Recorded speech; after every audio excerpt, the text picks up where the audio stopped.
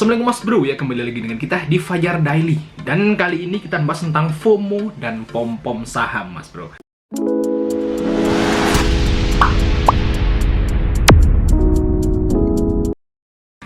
Dan ini biasanya menyerang investor atau orang-orang baru ya di bursa. Karena di bulan Januari dan Februari aja itu tambah 14%. Ya, orang baru itu sekitar 700 ribuan orang baru yang gabung di bursa saham atau yang bikin rekening RTN terus dia belanja saham gitu Mas Bro. Ada 700 ribu. Jadi istilahnya dalam 2 tahun aja, tahun 2020 dan 2021 awal ini udah nambah hampir 70% Mas Bro. Jadi banyak banget angkatan corona. Istilahnya banyak banget newbie di sinilah di dunia saham. Jadi hati-hati dengan FOMO dan pom-pom. Ya, yang pertama. Yang pertama itu pom-pom. Pom-pom saham itu apa? Jadi kalau misalnya Mas Bro itu kan banyak tuh di YouTube atau di Telegram atau di apalah sosial media lain yang dia itu ngundang ya trader atau investor saham buat masuk ke grupnya ya. Tentu aja saya juga baru bikin grup di Telegram, Mas Bro bisa lihat di deskripsi. Itu orangnya juga masih sedikit, baru banget bikin soalnya waktu itu sibuk lah, karena nggak apa-apa lah bikin grup istilahnya buat bagi-bagi share info aja gitu. Itu kalau misalnya Mas Bro gabung di suatu grup misalnya Telegram gitu, terus si adminnya atau siapa yang ngelola di situ, dia itu pom-pom saham itu dia ngerekomendasin saham yang sama berulang-ulang, dan biasanya saham itu saham gorengan, istilahnya yang saham-saham gak jelas lah, yang perusahaannya tuh rugi, PBV-nya tinggi atau ROE-nya tinggi, terus atau yang istilahnya yang agak-agak aneh lah, bermasalah gitu Mas Bro. Nah, dia itu istilahnya itu pom-pom gitu biar follower dia itu beli saham itu. Nggak tahu alasannya, mungkin dia nyangkut satu, terus yang kedua dia dapat di harga bawah. Pengen kalau misalnya banyak retail masuk, orang-orang baru beli kan otomatis harganya naik, dia pengen jualan gitu. Ada 2 reason itu biasanya. Jadi hindari aja grup-grup yang istilahnya dia ngasih rekomendasi saham, tapi yang dibahas tuh yang direkomendasikan itu sahamnya itu aja. Misalnya yang rekomendasi saham energi, terus yang dibahas saham energi, terus ada apa nih? Atau yang dibahas tuh saham BMTR, terus ada apa nih? Atau yang dibahas tuh misalnya saham Telkom, terus itu ada apa? Jadi harusnya kalau misalnya grup yang ngasih rekomendasi saham itu ya tiap minggu atau tiap 3 atau 2 hari sekali, tergantung jadwalnya, itu beda-beda. Misalnya sekarang Telkom nih yang mau naik rekomendasinya, terus besok PPRO, atau besok lagi Tekim nih, atau besok lagi PTBA gitu, beda-beda. Itu kalau itu sih oke. Nanti tapi tetap itu aja Mas Bro harus pertimbangkan lagi, jangan langsung percaya ya. Bisa aja mereka itu cuma asal jeplak gitu. Jadi saya juga gabung di grup yang lain juga. Kalau setiap mereka itu ngasih referensi, misalnya ini nih yang bakal jadi 2 minggu 3 minggu lagi naik nih, bawa swing gitu, tak cek lagi. Kalau misalnya nggak masuk dengan apa yang ada di otak saya nggak mau gitu ya. Jadi nggak langsung serta-merta ambil ya. Termasuk saya kan suka review sebuah saham ya, Mas Bro jangan langsung percaya gitu. Tetap harus teliti lagi. Dan untuk meneliti itu butuh ilmu. Jadi Mas Bro harus belajar dalam lagi. Apalagi Mas Bro yang istilahnya duitnya udah gede, ratusan juta, puluhan juta, ratusan juta, itu bener-bener harus mendalami banget. Jangan sampai duit ratusan juta kita itu cuman ikut-ikutan doang. Kita beli saham, ikut itu beli, baik. Terus untung, seneng untung. Nggak tahu untung karena apa, nggak tahu ya. Terus pas waktu kita ngikut rugi, waduh, apes, nggak tahu juga ruginya alasannya kenapa. Itu payah kalau seperti itu. Jadi bener-bener Mas Bro itu harus belajar ya, hindari grup-grup yang pom-pom saham. Karena ada beberapa yang udah konsultasi Mas Bro, itu mereka ngikutin grup ya. Terus dia itu beli sahamnya itu yang nggak jelas gitu. Saham-saham gorengan tuh mereka beli. Padahal ini gorengan nih, kayak gini udah nyangkut di atas lagi. Susah kan kalau saham gorengan nyangkut di atas. Berarti itu masih nunggu bandar goreng lagi ya, nggak jelas waktunya kapan. Tapi kalau blue chip beda. Misalnya MNCN nih, MNCN kita baca di sini Mas Bro kalau lihat. Nah ini kan emang lagi di bawah harganya, lagi diskon di sini ya. Nah ini tinggal tunggu aja sampai ke sini, dan nunggunya itu banyak reason. untungnya gede perusahaan, PBV-nya masih rendah, MNCN ya misalnya, terus ROE-nya tinggi, PBV rendah, terus kinerja perusahaannya bagus, ya terus dia bergerak di bidang multimedia, memang dia lagi turun aja, ya kan, karena memang pandemi aja, PPKM ini. Nanti kalau dia udah selesai, dia bakal naik lagi kok harga wajarnya. Nah, kalau itu udah jelas. Kalau kita minus pun, misalnya kita nyangkut di harga 900 nih, di sini nih, ya tenang aja, nanti juga dia mau 1000 lagi, santai. Tapi kalau Mas Bro nggak paham, itu udah deg-degan loh turun ke sini. Beli di 900, sekarang harganya 830. Waduh, gimana nih, gimana terus aja gitu. Karena Mas Bro nggak paham. Tapi kalau paham, santai. Saya nyangkut di 855 di sini nih. Ya udah, ini saya udah beli di harga yang murah kok. Santai aja, tinggal nunggu itu bakal ke 1000. Jadi walaupun minus saya banyak, ya mungkin karena beli lotnya banyak ya, minusnya banyak, padahal kayak turun sedikit udah minus 5 juta. Saya santai. Ya karena memang, oh ini pasti naik. Santai, tenang, tinggal nunggu waktu. Kalau tahu kayak gitu Mas Bro, tapi kalau nggak tahu itu deg-degan. Waduh, gimana nih, gimana malah stres. Itu pom-pom ya, jangan sampai kita kena pom-pom. Terus yang kedua itu FOMO. FOMO itu Fear of Missing Opportunity. Ya, Mas Bro gabung saham, terus ya misalnya kalau ini bukan gabung di grup ya, biasanya itu dibuat media.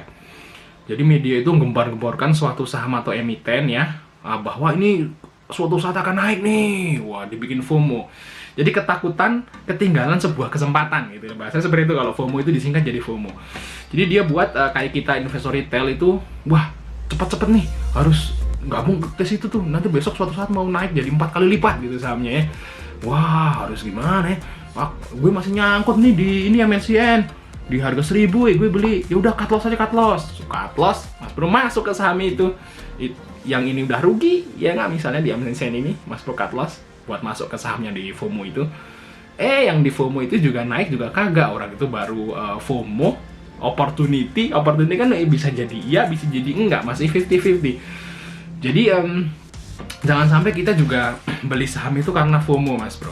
Jadi bener-bener memang harus jelas gitu. Kalau saya itu tetap, walaupun saya suka scalping ya, swing trading, jadi memang nggak terlalu memperhatikan PBV, PR gitu ya, DER gitu nggak terlalu. Yang penting kita lihat grafik. Tapi saya tetap lebih diutamakan beli saham yang under value kok. Ya, misalnya MNCN, under value. Kita contoh lagi. Misalnya apa? Ya, yang kalian mau yang bukan Haritano deh. Misalnya Tekim ya. Ini punya grup Sinarmas. Nah, saya juga kalau misalnya beli ini, misalnya ada rekomendasi ini, wah Tekim nih murah, suatu saat beggar tak lihat. Oh iya, under value ya, PBV-nya kecil. Waduh, lagi murah. Ini bener-bener kalau dia rekomendasi saham-saham seperti ini beli. Tapi kalau Mas Bro di rekomendasi ini misalnya gini. Nah, wah ini nih ada rekomendasi saham DMME. Wah, udah bentuknya begini. Ini ada loh, banyak yang beli loh di sini loh. Banyak yang beli. Kalau saya sih udah takut Bro.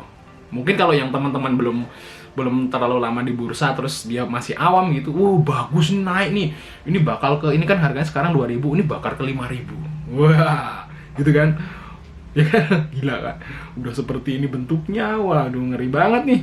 Kalau saya udah takut aja kalau udah seperti ini. Takutnya kalau dibanting ya, tadi udah saya lihat itu pada orang yang invest dalam jumlah besar tuh di AVG sekitar 1600-1700. Nah kalau udah ke sini kan mereka bisa take profit tuh.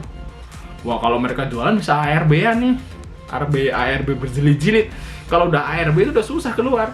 Kita lagi buka sekuritasnya udah ARB. Dalam waktu beberapa detik setelah market buka ARB ya udah nyangkut di atas. Dan kalau saham-saham seperti ini baliknya ke sini, kalau misalnya dia udah ARB terus balik lagi ke harga intrinsik di 400 atau di 200 lah di sini. Mau jadi 2000 lagi kapan? Tahun berapa? Jadi kalau udah nyangkut yang saham-saham begini nih, yang segini, ya udahlah, ikhlasin aja duitnya Bro. Seperti itu ya. Jadi ya harus dipikir ulang gitu ya. Kalau kita ada opportunity nih, lihat-lihat dulu ya, jangan kita masuk belum main percaya aja sama orang gitu. Seperti itu Mas Bro ya. Oke, pastikan beli saham yang murah sih kalau menurut saya. lihat BBV, lihat PER, lihat DER lah. Itu aja sih, 3 rasio itu aja kalau misalnya Mas Bro itu malas gitu. BBV-nya wajar ya, misalnya di bawah 1 atau di bawah 2 tergantung dari historinya dia. Terus PER-nya juga wajar ya, misalnya PER-nya 10 kali, 10 kali, 20 kali itu masih oke lah ya. Tapi kalau PER-nya udah perusahaan yang PER-nya udah 1000 kali gitu, wah udah gila nih kan ini. Waduh, medeni ya. Terus PER-nya 100 kali, 1000 kali ya. Ada kok perusahaan yang seperti itu. Terus banyak sih sebenarnya apa namanya ration untuk kita beli saham ya. Yang penting kita itu mantep dulu. Jangan kita beli saham itu karena murni 100% karena rekomendasi dia gitu. Jangan sampai. Kita harus punya pikiran sendiri. Oh, dia yang rekomendasiin, kita cek. Kalau rekomendasi dia itu sama analisa kita tuh klop, ya udah beli. Tapi kalau rekomendasi dia dan analisa kita itu nggak cocok, ya jangan beli. Seperti itu Mas, berarti tetap harus dicek lagi. Oke, misalnya LKH, Lokehong gitu. Lokehong, siapa yang meragukan kesuksesan Lokehong di dunia saham? Pasti nggak ada. Tapi kalau kita mau niru dia, itu belum tentu bisa Mas Bro. Ya, Lokehong itu punya napas yang panjang LKH itu. Jadi dia tuh sabar orangnya. Kalau orang kayak saya nih yang nggak sabaran, mana bisa nunggu 5 tahun, 7 tahun ya. Gila aja, saya tuh megang saham 2 minggu aja udah kayak 2 minggu aja udah waduh gimana nih. Pengen jual aja, untung dikit pengen jual. Nggak bisa Mas Bro. Terus Lokehong tuh juga modalnya gede. Dia awalnya, kalau saya lihat, saya baca historinya, tahun 2004 ya mulai ya. Itu modalnya udah 4M. Awalnya aja udah 4M ya. Kalau modalnya cuman 400.000, mana bisa ngikutin Lokehong, kan nggak bisa Mas Bro. Terus dia juga sekarang itu misalnya beli BMTR. Oh, dia beli BMTR di harga 200. Terus dia belinya juga di pasar negosiasi, bukan di pasar reguler. Jadi beda, nggak bisa disamain kita sama Lokehong. Jadi tetap kita itu harus punya style sendiri ya Mas Bro. Gimana? Oh, saya pengen scalping ya. Berarti 1-2 hari saham harus kejual. Kalau bisa beberapa menit, berapa jam udah kejual sahamnya. Itu scalping. Kalau swing ya seminggu, 2 minggu, paling lama 2 bulan. Ya seperti itu swing ya. Jadi bagi Mas Bro yang kerja ya, punya kerjaan di dunia offline kayak mungkin guru atau segala macam karyawan, kalau saya juga punya toko gitu, ya lebih bagus sih swing. Swing karena kalau scalping harus bener-bener ngikutin. Kalau misalnya kita lagi buka toko gitu ya, terus kita ngikutin scalping, harus cepet gitu. Oh, ada yang beli gimana? Nggak bisa ya. Ya kalau saya lebih senang metode swing aja. Kalau jadi investor yang jangkanya setahun 2 tahun, wah nggak kuat saya. Napasnya nggak kuat ke situ. Nggak kuat. Ya walaupun mungkin ngomong, wah investor itu untungnya gede, iya bener. Nah, bisa beger ya, iya tapi nggak sanggup waktunya Bro. Nggak sanggup saya. Ya paling-paling ya 2 bulan lah itu udah saya jual seperti itu. Untung-untung misalnya 10-15% juga nggak apa-apa. Nanti masuk lagi di saham yang lain. Seperti itu kalau saya sistemnya. Oke, dan mungkin Mas Bro harus punya style sendiri ya, style sendiri. Jangan istilahnya harus ikut dia, karena setiap orang punya kemampuan psikologis dan finansial yang beda. Jadi kalau mungkin kalau Lokehong pas waktu beli saham terus turun berbulan-bulan, dia tenang aja, duitnya banyak, turun segitu mah wah kecil ya. Tapi kalau ada orang yang baru turun sedikit itu udah stres, yang berarti kan nggak cocok kan kalau kayak seperti itu. Sampai ketemu di video berikutnya.